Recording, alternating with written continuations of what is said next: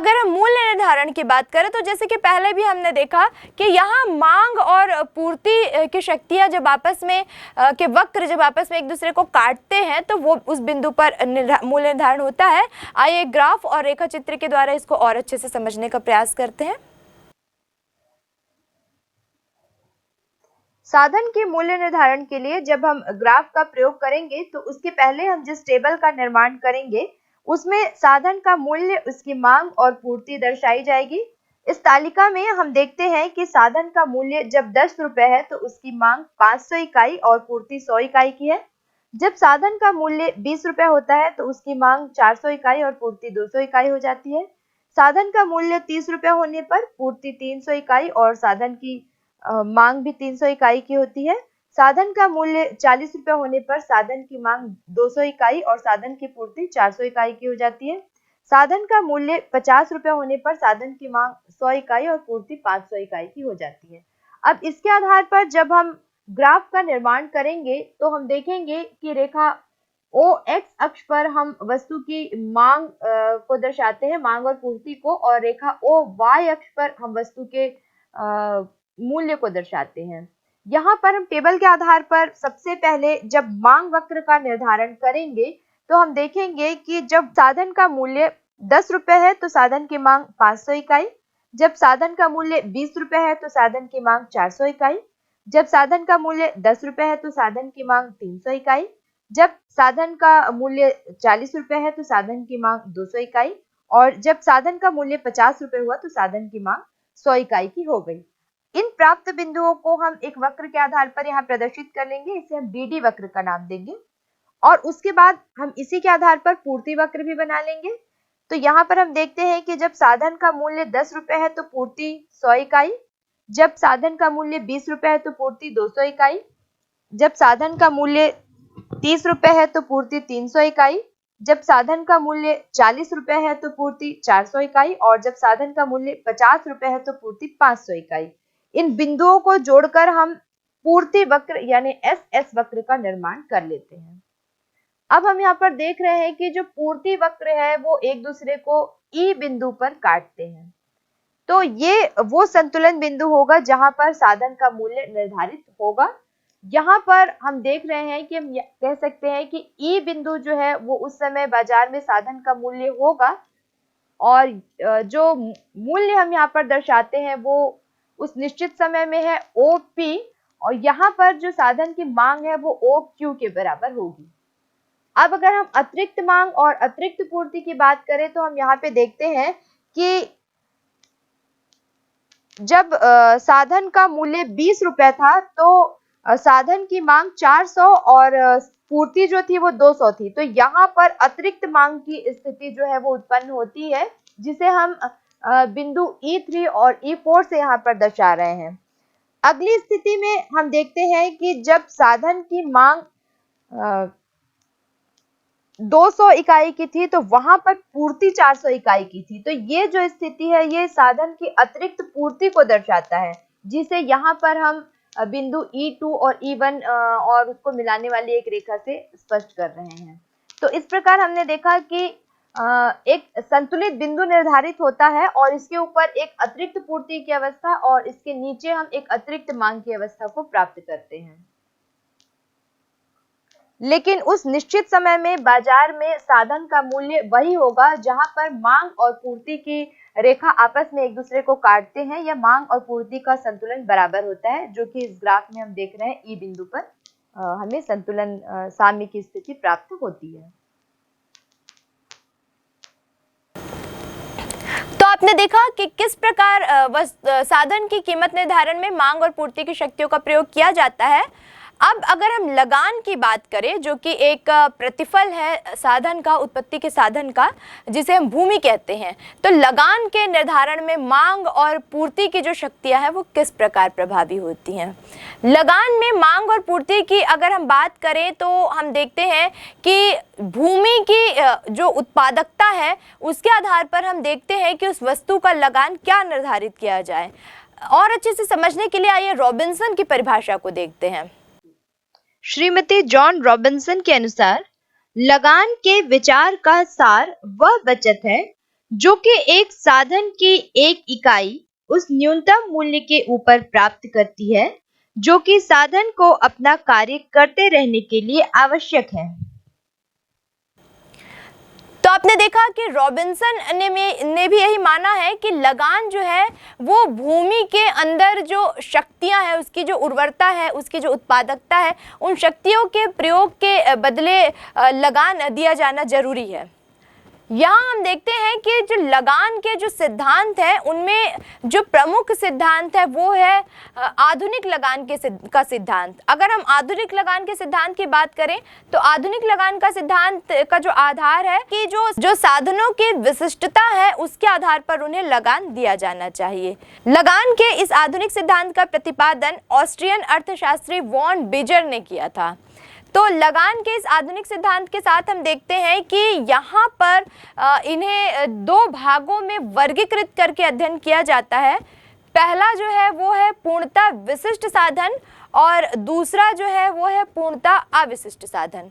तो जब हम पूर्णतः विशिष्ट साधन की बात करते हैं तो यहाँ पर हम देखते हैं कि वो साधन जिनका प्रयोग केवल एक ही जगह किया जा सकता है, दूसरी जगह उसका प्रयोग किया ही नहीं जा सकता। तो यहाँ पर जब उसका प्रयोग दूसरी जगह हो ही नहीं सकता है तो यहाँ अवसर लागत की बात ही नहीं आती, और जब अवसर लागत की बात नहीं आती है तो फिर लगान की बात नहीं आती।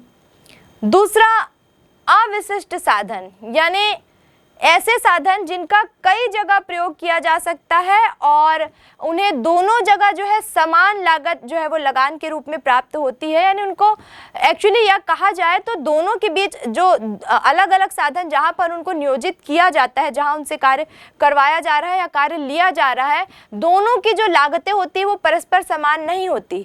वास्तव में लगान जो अवसर लागत और वास्तविक लागत के बीच का जो डिफरेंस है, जो बचत है, उसे हम लगान के रूप में प्रयोग करते हैं। लेकिन ऐसी बचत यहाँ पर कहीं दिखाई नहीं दे रही है या उत्पन्न नहीं हो रही हम कह सकते हैं।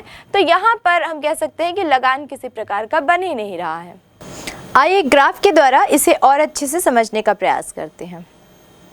लगान निर्धारण के लिए बनाए जाने वाले रेखा चित्र में हम देखेंगे कि रेखा OX अक्ष पर हम साधनों की इकाइयां और रेखा OY अक्ष पर हम साधन की कीमत को प्रदर्शित करेंगे। यहाँ पर हम देखते हैं कि पूरे रेखा चित्र में जो एस रेखा है वो पूर्ति रेखा है, सप्लाई रेखा है, और साधन की पूर्णता लोचदार से कम होने के कारण ये जो रेखा है वो नीचे से ऊपर की ओर बढ़ती हुई रेखा हमें प्राप्त हो रही है। इसके विपरीत हम देखते हैं कि मांग की जो रेखा है, डिमांड जो रेखा है, वो बाएं से दाएं नीचे की ओर झुकती हुई प्राप्त हो रही है। और ये दोनों जो रेखाएं हैं, मांग की और पूर्ति की रेखा, वो एक दूसरे को आपस में P बिंदु पर काट रहे हैं। तो इस साम्य बिंदु पर साधन की कीमत PM या फिर OR के बराबर निर्धारित होगी, या हम कह सकते हैं कि OR कीमत पर वस्तु की जो मांग है वो यहाँ पर OM साधन की इकाइयों की बनी हुई है। PM कीमत पर साधन की मात्रा OM प्रयोग में लाई जाएगी, यानी कि साधन की वर्तमान कीमत PM पर उसकी वास्तविक आय जो होगी वो OM इंटू PM बराबर OR PM के क्षेत्रफल के बराबर होगी। अब क्योंकि OS साधन की न्यूनतम पूर्ति कीमत है तो इससे कम कीमत पर साधन की कोई भी इकाई कार्य नहीं करेगी, और साधन की न्यूनतम कीमत OS तक अगर बढ़ा दी जाए तो बढ़ाने पर इसकी पूर्ति भी बढ़ जाएगी। यानी कि SS पूर्ति वक्र साधन का अवसर लागत वक्र है। यहाँ पर OM इकाइयों का उपयोग करने पर साधन की वर्तमान आय ORPM के बराबर होगी, जबकि उसकी न्यूनतम पूर्ति OSPM है। यानी कि हम यहाँ ये कह सकते हैं कि OM साधन की इकाइयों के प्रयोग करने से वर्तमान आय माइनस अवसर लागत, यानी ORPM माइनस OSPM RSP के बराबर लागत प्राप्त होगी। अब अगर हम लगान के सिद्धांतों की बात करें तो लगान के आधुनिक सिद्धांत की विशेषताएं हम यहाँ पर देखेंगे। लगान के आधुनिक सिद्धांत की विशेषताओं में हम सबसे पहले ये हम कह सकते हैं कि ये उत्पत्ति के प्रत्येक साधनों को प्राप्त होता है। अगर हम लगान की बात करते हैं तो हम ये नहीं कह सकते कि भूमि की जो उत्पादकता है उसके बदले में उसे प्रतिफल लगान के रूप में प्राप्त हो रहा है। हमने देखा कि उत्पादन के जो साधन हैं उन सभी साधनों को उनके क्षमता के अनुसार लाभ कहीं ना कहीं प्रतिफल उनको प्रदान किया जाता है। बिल्कुल उसी प्रकार उत्पत्ति का एक साधन भूमि है और उसे भी उसका प्रतिफल लगान के स्वरूप में दिया जाता है। दूसरी हम इसकी विशेषता की बात करें तो हम देखते हैं कि वास्तव में लगान इसलिए दिया जाता है क्योंकि ये जो लगान है ये किसी साधन की जो वास्तविक लागत है और जो अवसर लागत है दोनों के बीच में डिफरेंस है और उस डिफरेंस की उत्पत्ति के कारण ही लगान जो है वो प्राप्त होता है। तीसरी अगर हम इसकी विशिष्टता की बात करें, इसकी विशेषता की बात करें तो हम देखते हैं कि वास्तव में ये विशिष्टता का प्रतिफल है, यानी कि भूमि के अंतर्गत भूमि के अंदर कुछ विशिष्टता है, कुछ विशेषताएं हैं, यानी वो उपजाऊ है, उसमें उत्पादकता है, उत्पत्ति का एक महत्वपूर्ण साधन है, बहुत सी विशेषताएं हैं, इसलिए हम उसको लगान देते हैं। यानी उत्पत्ति के जितने भी साधन हैं सबको लगान उनकी विशेषताओं के कारण ही प्राप्त होता है। अगला हम यहाँ पर देखते हैं कि अगर कोई साधन अविशिष्ट है तो उसे लगान प्राप्त होता भी नहीं है, क्योंकि उसके अंदर कोई विशिष्टता, ऐसी कोई विशेष बात नहीं है जिसके लिए उसे लगान दिया जाए, तो यहाँ पर हम लगान शून्य भी मान सकते हैं। वैसे ही इसकी विशेषताओं में हम देखते हैं कि जहाँ पर पूर्ति लोचदार है, यानी जिस साधन की पूर्ति बहुत ज़्यादा है और मांग बहुत कम है, तो उस कंडीशन में कहीं ना कहीं लगान की जो उत्पत्ति होती है वो वहीं पे समाप्त हो जाती है, लगान उस पर दिया ही नहीं जाता है। तो ये कुछ विशिष्टताएं हैं, कुछ विशेषताएं हैं जिनके आधार पर हम कह सकते हैं कि लगान उत्पादन के सभी साधनों के अंतर्गत एक महत्वपूर्ण प्रतिफल है। अब अगर हम देखें श्रम की, तो हम देखते हैं कि श्रम का जो मूल्य निर्धारण है, यानी कि श्रमिकों को मजदूरी क्या दी जाए, तो जैसे अन्य साधनों की बातें देखा हमने, यहाँ पर भी हम जो श्रम का मूल्य है वो श्रम की मांग और पूर्ति की सापेक्षिक जो शक्तियाँ हैं उन्हीं के आधार पर हम तय करेंगे कि वास्तव में श्रम का मूल्य क्या होगा। अब अगर हम श्रम के मूल्य की बात करते हैं तो यहाँ पर हम दो चीज़ें और देखते हैं, क्योंकि इसके पहले हमने देखा था कि श्रमिकों जो उनके कार्य के बदले दिया जाता है श्रमिकों को, उसे हम कहते हैं मजदूरी। तो यहाँ हम ये कह सकते हैं कि श्रमिकों की जो मजदूरी की दर जब अधिक होती है तो उनकी जो मांग होती है वो कम होती है। यहाँ हम कंपेयर करेंगे श्रमिकों के मजदूरी की दर और श्रमिकों की मांग की, तो हम देखेंगे कि जब श्रमिकों की मजदूरी की दर अधिक होती है तो उनकी मांग कम होती है, श्रमिकों की मांग हम कम करते हैं, क्योंकि ज़्यादा कीमत पे, बढ़ी हुई कीमत पे हम किसी मजदूर को अपने व्यवसाय में नियोजित नहीं करना चाहते। इसके विपरीत अगर श्रमिकों की जो दर है मजदूरी की, अगर वो कम होगी तो वहां पर जो श्रमिकों की मांग होगी वो अधिक होगी। इस पूरी प्रक्रिया को आइए एक रेखा चित्र के द्वारा और अच्छे से समझने का प्रयास करते हैं। श्रम की मांग के संबंध में जो नियम है वो यह कहता है कि मजदूरी की निम्न दर पर श्रम की मांग अधिक होती है और मजदूरी की ऊंची दर पर श्रम की मांग कम होती है। जब हम इसे एक रेखा चित्र के द्वारा दर्शाएंगे तो हम देखेंगे कि रेखा OX अक्ष पर हम श्रमिकों की मांग और रेखा OY अक्ष पर हम श्रमिकों के मजदूरी की दर को दर्शाते हैं। इसमें हम देख रहे हैं कि जब श्रमिकों की मजदूरी की दर OP1 है तो यहाँ पर श्रमिकों की मांग कम है, यानी OQ के बराबर है। दूसरी अवस्था में अगर मजदूरी की दर कम हो जाती है, यानी कि घटकर OP हो जाती है, तो हम यहाँ पे देखते हैं कि मजदूरों की जो मांग है, श्रम की जो मांग है वो बढ़ जाती है, बढ़कर OQ1 तक चले जाती है। यहाँ पर जो DD वक्र दिख रहा है वो वास्तव में श्रम का मांग वक्र है, जो इन दोनों अवस्थाओं को E1 और E बिंदु पर दर्शाती है। यानी कि इस रेखा चित्र के आधार पर ये कहा जा सकता है कि मजदूरी की अधिक दर में श्रमिकों की मांग बहुत कम है और मजदूरी की कम दर पर श्रमिकों की मांग बहुत अधिक है।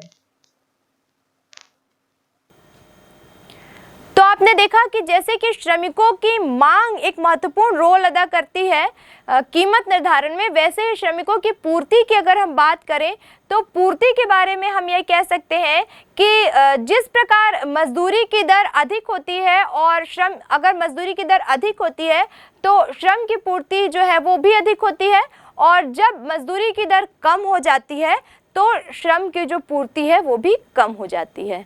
आइए इसे ग्राफ के द्वारा और अच्छे से समझने का प्रयास करते हैं। श्रम की पूर्ति के नियम के अंतर्गत हम देखेंगे कि जब मजदूरी की दर अधिक होती है तो श्रम की पूर्ति भी उतनी ही अधिक होती है। लेकिन जब मजदूरी की दर कम होने लगती है तो श्रम की पूर्ति भी घट जाती है। इसे एक रेखा चित्र द्वारा स्पष्ट करने पर हम देखते हैं कि यहाँ रेखा ओ एक्स अक्ष पर श्रम की पूर्ति और रेखा ओ वाई अक्ष पर मजदूरी की दर दी गई है। यहाँ हम देखते हैं कि जब मजदूरी की दर ओ आर है तो इस दिशा में श्रम की पूर्ति ओ क्यू है, लेकिन जब मजदूरी की दर घटकर ओ आर वन हो जाती है तो श्रम की पूर्ति भी घटकर ओ क्यू तक रह जाती है, जो इस नियम को दर्शाती है कि मजदूरी की दर अधिक होने पर श्रम की पूर्ति अधिक रहती है और मजदूरी की दर कम होने पर श्रम की पूर्ति घट जाती है। यहाँ हमें जो एक वक्र एस प्राप्त होता है वो यहाँ पर श्रमिकों की पूर्ति को दर्शाता है। इस प्रकार मजदूरी की दर के बढ़ने पर श्रम की पूर्ति बढ़ी और घटने पर श्रम की पूर्ति घट गई। तो मांग और पूर्ति की प्रक्रिया किस प्रकार चलती है ये हमने देखा। अगर हम मूल्य निर्धारण की बात करें कि अब श्रमिकों का जो मूल्य है यानी कि उनकी मजदूरी का निर्धारण कैसे किया जाएगा, तो यहाँ पर भी हम अन्य साधनों की भांति देखते हैं कि जब श्रमिकों की मांग और श्रमिकों की पूर्ति की जो शक्तियाँ हैं वो एक संतुलन बिंदु पर आ जाती हैं, तो वहाँ पर उस संतुलन बिंदु पर श्रमिकों के लिए मजदूरी का जो निर्धारण है वो किया जाता है। तो आइए ग्राफ के द्वारा देखते हैं कि किस प्रकार श्रमिकों के लिए संतुलन बिंदु का निर्धारण किया जाएगा।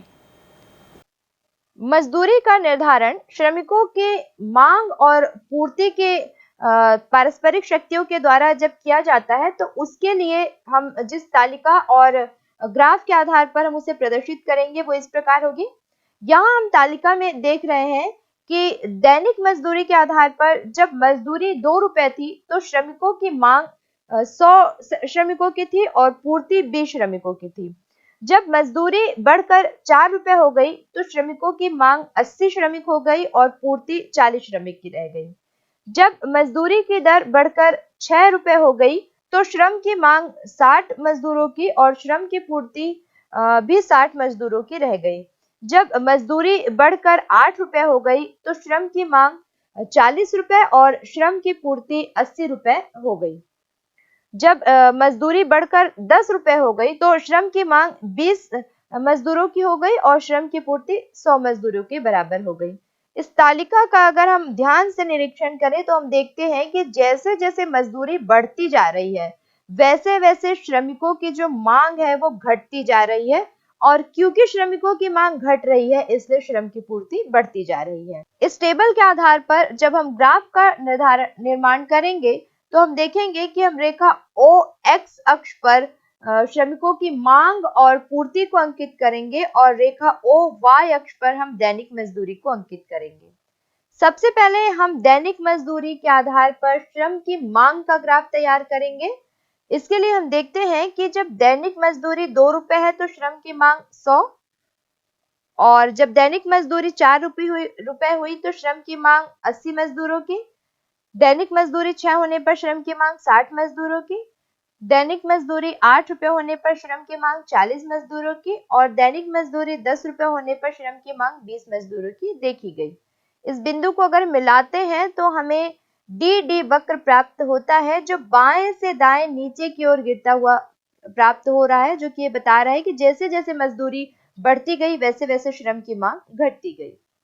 दूसरी ओर जब हम मजदूरी का श्रम की पूर्ति के साथ संबंध देखते हैं तो हम जिस वक्र का निर्माण करेंगे उसके आधार पर हम कह सकते हैं कि जब मजदूरी 2 रुपए थी तो श्रम की पूर्ति 20 मजदूरों की थी। मजदूरी 4 रुपए होने पर श्रम की पूर्ति 40 हो गई। मजदूरी 6 रुपए होने पर श्रम की पूर्ति 60 हो गई। मजदूरी 8 रुपए होने पर श्रम की पूर्ति 80 हो गई और मजदूरी 10 रुपए होने पर श्रम की पूर्ति 100 मजदूरों की रह गई। इस प्रकार जब हम पूर्ति वक्र का निर्माण करते हैं इन बिंदुओं को मिलाने पर तो हम देखते हैं कि बाएं से दाएं ऊपर की ओर उठती हुई ये रेखा हमें प्राप्त होती है। एस वक्र हमें प्राप्त होता है जो दैनिक मजदूरी और श्रम की पूर्ति में विपरीत संबंध को दर्शाता है, यानी कि ये बताता है कि जैसे जैसे मजदूरी बढ़ती गई वैसे वैसे श्रम की पूर्ति भी बढ़ती गई। अब श्रमिकों की मांग से संबंधित ये जो रेखा एस और डी एक दूसरे को काटते हैं, जैसे कि हमने अभी तक देखा, वैसे ही यहाँ पर भी एक संतुलन बिंदु ई हमें प्राप्त होता है।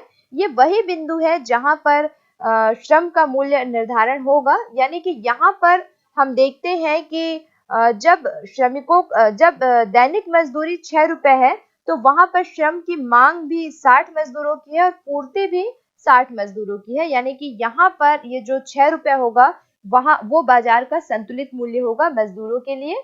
और अगर हम अतिरिक्त मांग और अतिरिक्त पूर्ति की बात करें, तो पहली जो अवस्था है वहां हम देख रहे हैं कि जब दैनिक मजदूरी 4 रुपए थी, तो वहां पर श्रम की मांग 80 मजदूरों की थी, लेकिन पूर्ति जो है वो 20 मजदूरों की थी। तो यहाँ पर अतिरिक्त मांग की स्थिति उत्पन्न हो रही है, जिसे हम यहाँ पर R1, R2 बिंदु से प्रदर्शित कर रहे हैं।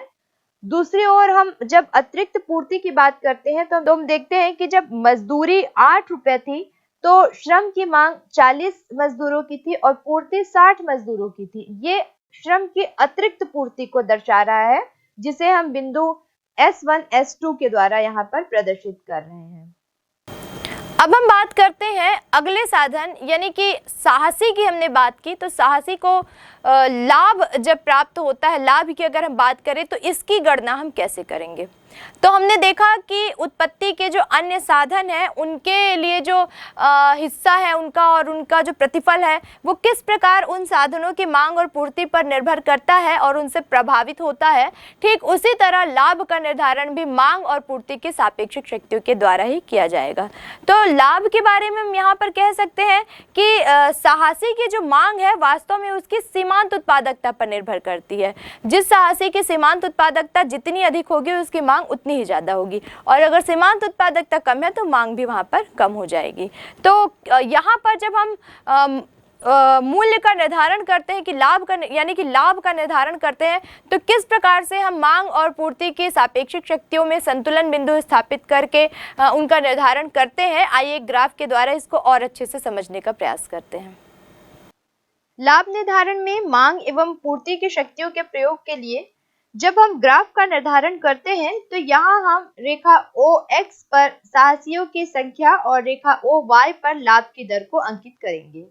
यहाँ हम देखते हैं कि लाभ की दर OR होने पर साहसियों की जो मांग है वो OQ है। यहाँ जब हम वक्र का निर्धारण करते हैं, तो हमें SS वक्र और DD वक्र यहाँ पर प्राप्त हो रहा है, जो कि एक दूसरे को E बिंदु पर काटता है। यानी हम यहाँ पे कह सकते हैं कि E एक साम्य बिंदु या फिर संतुलन बिंदु है, और इसी साम्य या संतुलन बिंदु पर साहसियों की मांग और पूर्ति दोनों बराबर हैं। यानी हम ये कह सकते हैं कि E ऐसा साम्य बिंदु है जहां पर उद्योग में OR लाभ की दर निर्धारित की जाएगी। अब आइए एक नजर डालें खाद्यान्न उपलब्धता गिरावट सिद्धांत यानी FAD थ्योरी। मांग और पूर्ति के वक्रों के उपयोग के संबंध में इस थ्योरी का प्रतिपादन भारत के प्रसिद्ध अर्थशास्त्री और नोबेल पुरस्कार विजेता प्रोफेसर अमर्त्य सेन के द्वारा इस सिद्धांत का प्रतिपादन किया गया। इस सिद्धांत के प्रतिपादन के पीछे एक सोच यह रही कि जब भारत में किसी प्रकार की कोई प्राकृतिक आपदा, बाढ़, भूकंप, ऐसी कोई प्राकृतिक आपदा अगर आ जाती है, तो उस समय जो प्रोडक्शन होता है वो सही नहीं हो पाता है, जो हमने अपेक्षा की होती है वैसे उत्पादन नहीं हो पाता है। तो एक ऐसी स्थिति निर्मित होती है जब पूर्ति जो होती है वो बहुत सीमित या बहुत कम हो जाती है, लेकिन क्योंकि जनसंख्या तो उतनी ही है तो पर्याप्त मात्रा में वस्तु की या खाद्यान्न के संबंध में इन सिद्धांतों का प्रतिपादन किया गया है। तो खाद्यान्न की मांग तो प्रॉपर वैसी ही बनी रहती है, लेकिन पूर्ति वैसी नहीं हो पाती। अब यहाँ पर एक भूखमरी या गरीबी जैसी समस्या उत्पन्न हो जाती है।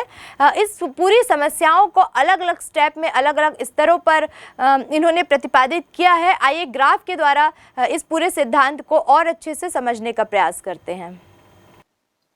खाद्यान्न उपलब्धता के गिरावट सिद्धांत को समझाने के लिए यहाँ पर 4 प्रकार के ग्राफ दिए गए हैं। यहाँ हम देखते हैं कि पहले जो 3 ग्राफ है वहां पर 3 परिवार A, B और C के लिए जो उनके स्थिति है, भुखमरी की जो स्थिति है उसकी ये व्याख्या करते हैं। इन तीनों ग्राफ के आधार पर जो चौथा ग्राफ बनाया गया है वो इन तीनों ग्राफ को मिलाकर इस प्रकार बनाया गया है ताकि हम उसकी तुलना कर सकें।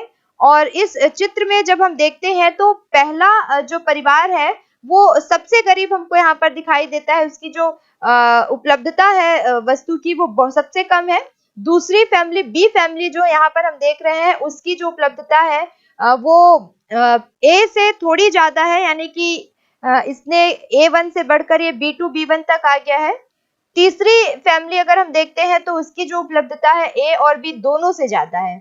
तो यहाँ पर हम देखते हैं कि इस चित्र में जो डी वक्र जो तीनों ही चित्र में दिखाई दे रहा है, वो डी वक्र जो है वो बाजार मांग वक्र है। और यहाँ पर S1 M1 जो खाद्यान्न पूर्ति वक्र है उसको देखते हैं, तो उसके साथ खाद्यान्न की जो कीमत है वो OP1 पर निर्धारित होती है। ये जो OP1 है, यहाँ पर आप देख रहे हैं कि इस बिंदु पर ये तीनों ही परिवार खाद्यान्न खरीदने में सफल हो पाते हैं। यानी पूर्ति कम होने पर जब खाद्यान्न की कीमत बढ़कर OP2 हो जाती है, तो यहाँ पर आप देख रहे हैं कि परिवार ए जो है वो खाद्यान्न नहीं खरीद पाता है, वो उपलब्धता से वंचित रह जाता है। और कीमत के और अधिक बढ़ जाने पर, यानी कि OP3 हो जाने पर, तो ए और बी जो दोनों ही परिवार हैं वो भी नहीं खरीद पाते हैं, वो भी वंचित रह जाते हैं, तो भूखमरी की समस्या का वो सामना करते हैं। तो आपने देखा कि किस प्रकार वस्तु के लिए मांग और पूर्ति की शक्तियां जितनी प्रभावी होती हैं, ठीक उसी प्रकार उत्पादन के साधनों के कीमत के निर्धारण में भी मांग और पूर्ति की शक्तियां अलग अलग प्रभावी होती हैं। ये बात अलग है कि उत्पादकता के आधार पर, या हम कह सकते हैं कि सीमांत उत्पादकता के आधार पर, विशिष्टता या अविशिष्टता के आधार पर, उत्पादकता या अनुत्पादकता के आधार पर ये जो लगान की जो कीमत होती है कहीं कम, कहीं ज़्यादा और कहीं शून्य हो सकती है। कुल मिलाकर जो उत्पादन के साधन है उनको, उनका जो प्रतिफल, उनका मूल्य है, कहीं ना कहीं उनको प्रदान करना ही होता है। और इस मूल्य को कैलकुलेट करने के लिए किस तरह से कितना मूल्य उन उत्पादन के साधनों को प्रदान किया जाए, उसके लिए इस अध्याय में हमने मांग और पूर्ति के साधनों की जिन शक्तियों का अध्ययन किया, यानी कि किस प्रकार साधनों के मांग और पूर्ति की शक्तियां जो है वो किसी उत्पादन के साधन का जो प्रतिफल होता है उसके निर्धारण में प्रभावी होती है। एक महत्वपूर्ण बिंदु है।